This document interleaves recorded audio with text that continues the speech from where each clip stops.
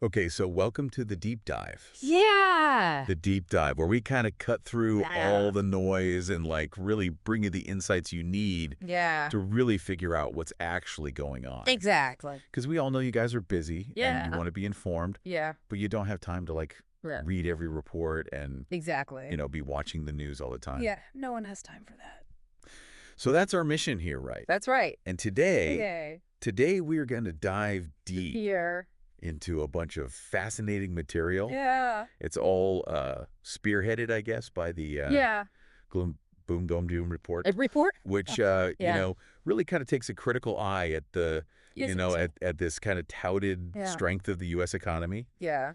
and also takes a look at Yeah. the growing power of the BRICS alliance. Exactly. Yeah. And I think Go ahead. we've got a really diverse range of sources for you all today. So everything from like Yeah. really detailed economic analyses and financial data Yeah. to like what corporate leaders are saying, and then even like anecdotal evidence, anecdotal, which is always good to see. Exactly. Yeah. So I think we've got like a really nice multifaceted view here that kind of goes beyond just like the surface level narratives. Right, exactly. Yeah. So our mission today is really to kind of like get to the heart Right. of whether this apparent robustness of the U.S. economy is genuine or not.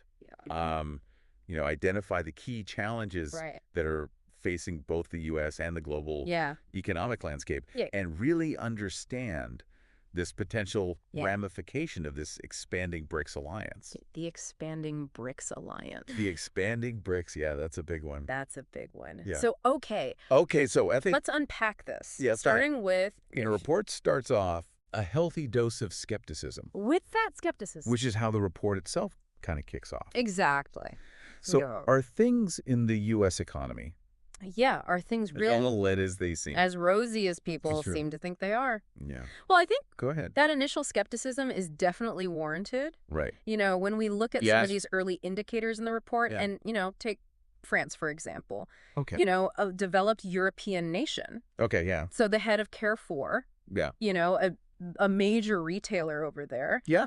Warned about a major drop in consumer spending. Okay. As people are really kind of forced to make these tough choices due to these rising prices. Right. And this isn't just like one person's opinion. Right. Bloomberg reported that nearly half of French consumers have altered their buying habits. Yeah. And they're opting for cheaper alternatives. Yeah. As food inflation has surged past 15%. So this really, makes you think. Wow, yeah. When you think about the economic health of even well-established economies. Yeah, for sure. It really does make you think. Yeah. And it's not as if the U.S. is isolated from these pressures. No, of course not, no. We're seeing some pretty unsettling signals here, too. Yeah. I mean, remember that CBS poll? Yes. Showing that the vast majority of Americans feel like the economy is in bad shape. Yeah. And even more? A lot of people feel like their earnings aren't keeping pace. Exactly. With the rising cost of living. Right. But what really stood out to me was the data on the number of people that are living paycheck to paycheck. That was a really worrying trend. It was a huge number, right? Yeah, that Lending Club data really paints a stark picture of the financial precarity that many in the U.S. are facing. Yeah. And as of mid-2023, over 60% of consumers reported living paycheck to paycheck. Yeah. And that's an increase from the previous year. Yeah. Yeah.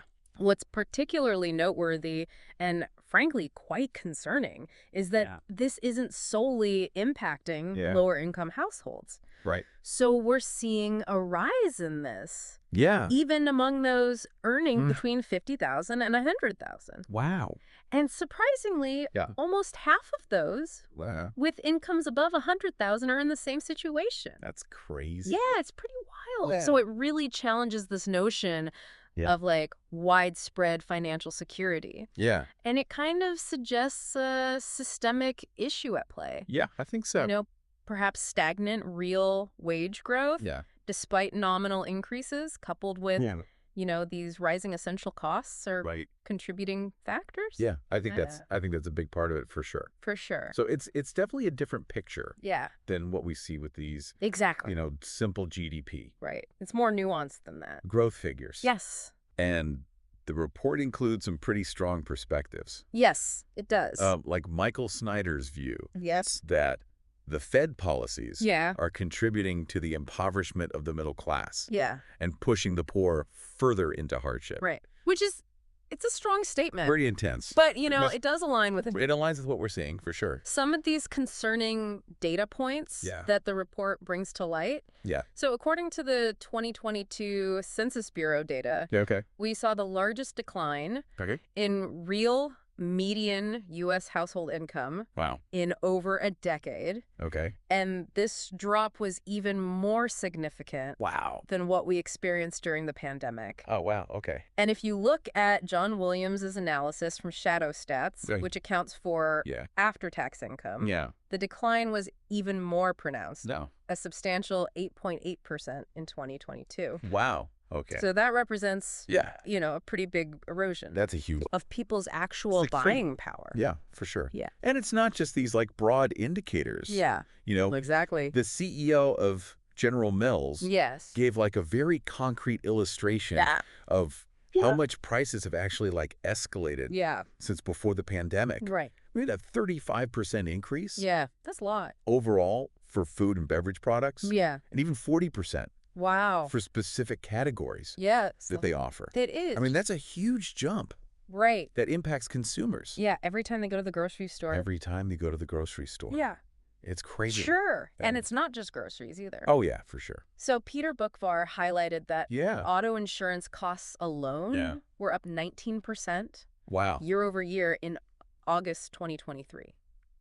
So these are, you know, essential expenses. Yeah. Right. People need this. Yeah. People can't just... You can't cut back. Cut this out of their... Exactly. And even public services are feeling the pressure, as evidenced by California State University's, you know, significant tuition hikes. To address a substantial deficit. Yeah. It's crazy. So, you know, when you combine all of these factors, it suggests that inflation is not a temporary issue. Right. You know, it's persistent. Persistent. And could even accelerate. Potentially, yeah. And that's what the report suggests. Yeah, it's definitely something to keep an eye on. Sure. So, so the situation for consumers seems pretty challenging. Yeah, it seems very tough. What does the report indicate about... Yeah, what about the health of businesses? Are they facing similar headwinds? Are they facing similar pressures? Yeah. You know, I think there are some concerning signals on the business front as well. You know, the underperformance of discount retailers. Like Dollar General and Dollar Tree, highlighted in Figure 4, is a key indicator. You know, these are retailers catering to lower-income consumers. So their struggles suggest that those at the lower end of the economic spectrum are really feeling squeezed. And as we discussed, you know, these are the consumers most vulnerable to the impact of rising interest rates. Because they rely more on consumer credit. Right, exactly. Yeah. So higher interest rates would definitely of course. amplify their financial strain. Amplify it for sure. But the report also mentions that some businesses and even some individuals might actually benefit some might from this environment. How does that work? So, you know, entities with substantial cash reserves or strong cash flow, they can definitely see benefits from higher interest rates. However, this advantage could be short-lived if rising rates trigger like a huge deflation in asset markets, which hasn't fully materialized yet, but it remains a potential risk. Yeah, for sure. And we're also seeing signs of cooling in the global luxury goods market. So there's been notable stock declines for major players like Richemont and LVMH. So that was a bit unexpected. Yeah, you wouldn't think luxury goods would be so sensitive. You would think they'd be... You'd think they'd be resilient. But not totally. Go ahead. So the report emphasizes that Asia, and particularly China, is a vital market for most luxury brands. So you combine that with economic difficulties in China, which we'll talk about a little later. And inflation impacting European demand, as, you know, cautioned by Richemont's chairman. Yeah. They're all taking a toll. Yeah, I see. Additionally, there seem to be some interesting shifts in consumer behavior. So, like, younger generations are showing less interest in traditional watches. Okay. And there's kind of a trend towards, like, more discreet displays of wealth in urban areas that are perceived as less safe. Interesting. Yeah. Okay. So it's kind of this combination. Right. So it's like economic factors. And then like evolving preferences. Yeah, evolving consumer preferences. Yeah. Affecting even the high-end market. Yeah, even the high-end. It's pretty crazy. It's pretty crazy, yeah. And it's not just luxury brands experiencing this pressure, right? Not at all. So brands like Puma, Adidas, Nike, and even Apple, while, not strictly luxury items for many in the West, still represent significant purchases for a large portion of consumers in emerging economies. Right. So as those economies slow down, the economic slowdown, their sales are going to slow down. In those regions is likely to dampen their sales. Right, exactly. And in Apple's case, there's the recent restrictions on iPhone use for Chinese government officials. Yeah. That adds another layer of uncertainty. Right, exactly. And speaking of Apple, given its enormous market capitalization, the report identifies it as particularly vulnerable within the Magnificent Seven tech stocks. Okay, yeah, that makes sense. Yeah. So that brings us to the broader let's talk about that. Corporate landscape. Yeah, the corporate landscape, because the report points to this. Yeah, there's a significant increase. Huge increase in corporate bankruptcies. In U.S. corporate bankruptcies. Which doesn't sound good. No, it doesn't. Doesn't sound like a hallmark of a strong economy. No, not at all. So what's going on there? Well, Albert Edwards of Societe Generale highlighted, a substantial year-over-year jump in Chapter 11 filings, especially among mid-sized and smaller companies. And he attributes this directly to rising interest rates, suggesting that, many of these failures could be the result of zombie companies. Zombie companies. Yeah, so these are businesses that were able to stay afloat, thanks to the low interest rates and stimulus measures of the recent past. But are now succumbing to this higher cost of borrowing. So these are companies that generate just enough revenue to cover their operating expenses and debt service. But they lack the profitability for sustained growth or to weather economic shocks. It's like the tide is receding and now we're seeing who was swimming naked. Exactly, who had no pants on. And the report touches on how... it talks about how... certain economic data might be presenting a misleading picture. In the current climate. Exactly. So can you unpack that a bit? Yeah, so there's data out there showing, a decline in aggregate corporate net interest payments. Which, might lead someone to believe that companies are managing higher rates effectively. However, Stephanie Pomboy astutely points out that this data is heavily weighted by the performance of these large cash-rich corporations. So if you look beyond these giants, to the smaller and mid-sized businesses, this situation is quite different. Bankruptcies are on the rise. So that seemingly positive data point obscures, a significant amount of underlying financial distress. Yeah, exactly. So the U.S. economic picture painted by the report is... it's definitely more nuanced. Much more nuanced. And arguably less optimistic. Arguably less optimistic. Lots of mainstream narratives. Than what we're seeing in the headlines. Yeah, exactly. What about... what about the global economy beyond the U.S.? The global economy beyond the U.S. Are there similar areas of concern? Are there highlighted... similar themes. There are. Absolutely. So the report dedicates a lot of attention to the economic slowdown in China.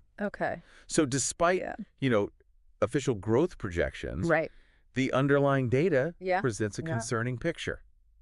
So what are we seeing there? Declining exports and imports. Falling property values. The case of Country Garden. And the subsequent rise in bad loans in the banking sector is particularly worrying. Slumping car sales. A surge in youth unemployment. Wow. So, reconciling these indicators with robust economic growth becomes difficult. Yeah, so like how do those two things how do you square that circle? Exist at the same time? Exactly. Yeah. That sounds like that's a substantial headwind. A huge headwind. For the global economy. Considering because China's been such a growth. Huge driver of growth for so long. Yeah. And the report also examines and then it looks at pressures in rental markets around the world. Rental markets, And this really kind of resonated with me because I remember like my early days in London, you could find a room for a pittance compared to today's prices. Back in the day. It's crazy how much it's gone up. It's crazy how expensive it's gotten. Yeah. So your experience definitely highlights these dramatic changes. Yeah. So the report notes that, you know, the average cost to rent a single room in London has now exceeded £1,000 per month for the first time. Crazy. And you know, that's insane. This is driven by a severe shortage of available properties relative to demand. Right. So basic classic supply and demand. Supply and demand issue. Yeah. And this isn't just a London thing? It's not just London. Is it? You know, Elizabeth Steeman from the Bank of England even spoke about the increasing prevalence of four-generational households. That's crazy. Yeah, as younger people really struggle with housing affordability. Right. So we're seeing similar trends. It's like a global phenomenon. It's global. Yeah. In cities like New York. And projections indicate that, you know, rent's going to continue. Rents are going to keep going up. To increase. In the UK, significantly. It's like a widespread housing crisis. It is, It really is. Yeah. And the report touches on... And then it talks about... these efforts to address this. Yeah, these attempts. Through rent control. To kind of fix it. And how they often backfire. Yeah, with rent control. And have all these unintended consequences. Yeah, which despite, you know... Right, it's like well-intentioned goals. Yeah, well-intentioned, but they often make things worse. They can actually lead to adverse effects on the supply of rental housing. Right. So the experience in Berlin serves as a cautionary tale. Yeah. So despite the implementation of rent control measures, new construction has slowed down. And landlords have found ways to bypass the regulations by offering furnished apartments with short-term leases where pricing is less restricted. So consequently, new rents in major German cities have actually increased. Okay, so it made things worse. Yeah, it actually made things worse. So it's incredibly challenging for average and even higher income individuals and families to find suitable rental accommodations. Wow, that's crazy. It's wild. So it's like these well-meaning government interventions can sometimes they just exacerbate the problem. Yeah, they exacerbate it. Yeah. Okay. And the report also discusses the impact. Yeah, it talks about the impact. On investment in Germany. On investment in Germany. So what are we seeing there? So net direct investment in Germany has experienced a pretty significant decline, even with, you know, government subsidies intended to attract key industries like semiconductor manufacturing. So the prevailing sentiment among German businesses seems to be that more attractive opportunities and conditions exist elsewhere. So they're saying, particularly in China, other emerging economies to invest, and even the U.S. Wow. Which is also offering, you know, substantial manufacturing incentives. Okay. So, you know, this raises questions about the economic efficiency of these massive subsidy programs. Right. Like, are they actually effective? Are they actually effective? Yeah. You know, the report mentions the TSMC examples in both the U.S. and Germany. Yeah. Where the primary beneficiaries, you know, might be the company themselves. The company itself. Rather than the taxpayers. And the long-term profitability remains uncertain. Remains to be seen. And, of course, the report touches on... It also mentions... You know, the political climate in Germany. Yeah, the political climate. And notes the rise of the AfD. And some public dissatisfaction. Public dissatisfaction. But it maintains an objective stance. But we're not taking sides. As we should. As we should. Yeah. Yeah.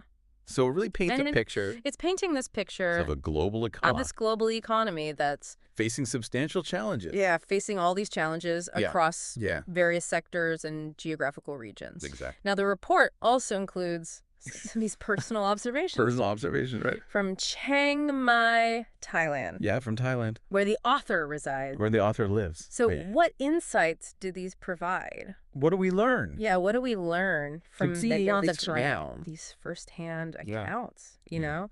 I think they offer a really valuable ground-level perspective on the economic realities in Southeast Asia. Yeah. So, the tourism and hospitality sector in Chiang Mai, while showing signs of recovery, is still operating below the levels seen in the pre-pandemic boom years. Right, so it hasn't fully recovered. It hasn't fully recovered, no. Okay. And a friend's French bistro